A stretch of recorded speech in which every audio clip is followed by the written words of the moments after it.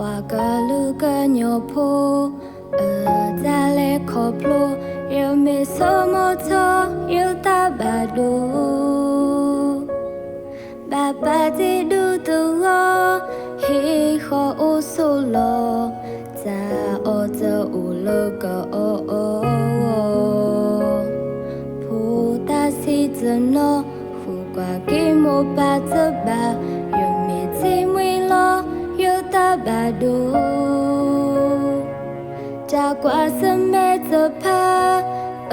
to quê đô mà cờ lê khó plu ô cờ tê đi lê hè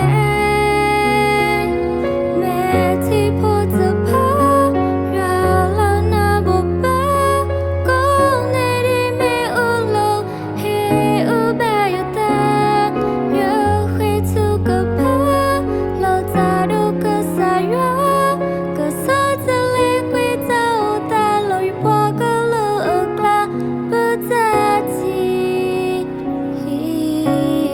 cờ mẹ kể chữ mi khó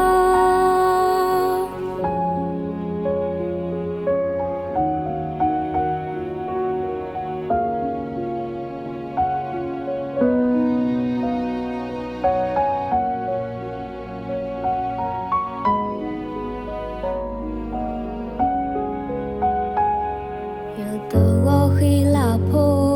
ô là cơ sở khô yêu mẹ tí nó na mẹ chỉ bà yoa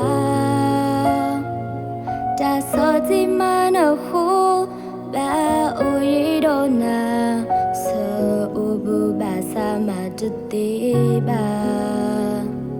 yêu có tư lệ khi la cho bùi ở tê nói na yêu mẹ số mô cho yêu ta cụ khe y ca lư ạc la ba ô yi đồ na sợ kỳ ô bà sa mà chất tí bà ha mẹ chỉ po giờ pa ra la na bộ ba con này đi mẹ ô lô he ô ba yêu ta nhớ khi chú cờ pa là ta đâu cờ xa yo cờ xa giờ lê quê ta ta lối qua cờ lơ cla bơ ta chi cờ mẹ kể chữ mi khó mẹ chỉ po giờ pa ra